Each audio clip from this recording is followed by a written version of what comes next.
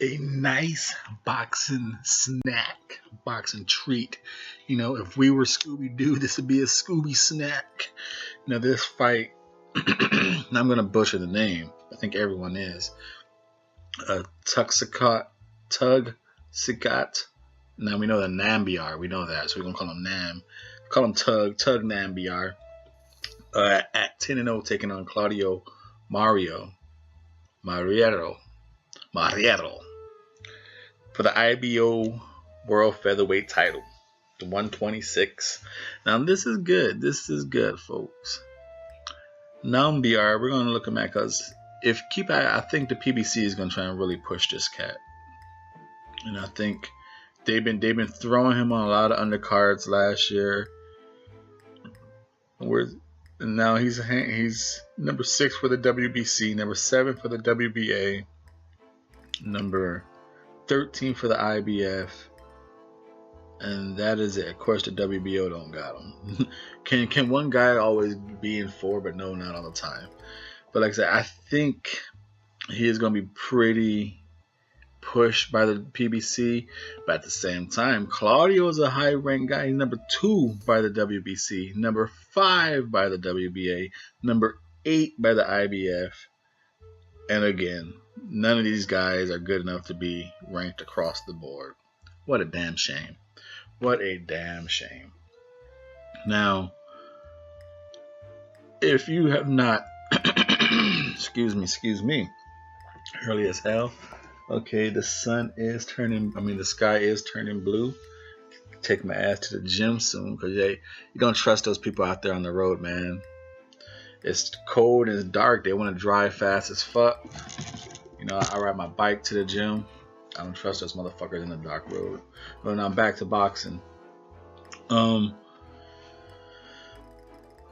Tug and Claudio fighting for the Claudio being a former champion. 23-2. You know, the knockout is what I think is going to play this fight, because they're both 5'8".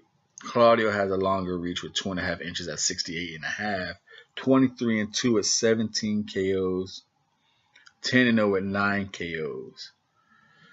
The punching power is there with Claudio, but I think it came from accumulation of punches. You know, I don't think he has that stunner. You know, I think his hand speed and both these guys have tremendous punch selection. I think they have all the punch selection. I think they have the punch smarts not to constantly, even though Claudio has tremendous hand speed, he knows not to always load up with the power shot. Sometimes just a flurry of then boom. He knows how to mix up the speed, power, punches, and same thing with Nyambayar. The jabs, the power shots, the hooks, the body, uppercuts. I say they cancel each other out. I don't think none of them has a better punch selection than the other. Now, as hand speed, it goes with Claudio. Now with power, just power for power on a punch for punch, probably goes with Nyambayar. So can the speed generated up through Claudio bring the power to match the power of Nyambayar just punch for punch? That's going to be interesting to think. Footwork and defensively, I'm going with Claudio. I think he has way better. Nyambayar has good footwork as into like how to get himself into angles, work himself, baby feet, baby steps, feinting. He has good footwork like that, turning you, keep it center. But I think Claudio has better legs, as he knows how to pop shot, get some points off, and skate 4-corner offense. So footwork, probably Nyambayar. Legs, Claudio. So like I said, this fight is very interesting on the way these guys match up. Punches and feet works versus legs. Two cocky motherfuckers. These guys, it's going to be interesting to see who breaks who first. Because Claudio likes to talk shit. You see him in Rojas fights talking shit. machismo with his fighting style. Nyambayar, he's very proud and cocky himself, you know. He walks around, tells you to get up, puts his hands down. These guys are egotistically driven. So it's gonna be a highly, as a boxing fan, entertaining to see. Like I said, who's gonna break who first? Claudio is much faster with his hands. He should be able to tag Nyambayar at will, because as good as Nyambayar is doing all his little waist side movement, his head is changing levels with his head. When he throws, his head is in a straight line. That's probably his one biggest thing, is his head in that straight line. And Claudio will throw with you. With the hand speed, it's a good chance he's going to get there before you. And with the reach, it's also a good chance he's going to get there before you. So it's going to be real interesting to see that. Now, where the kicker is, he's going to have the hand speed and the legs.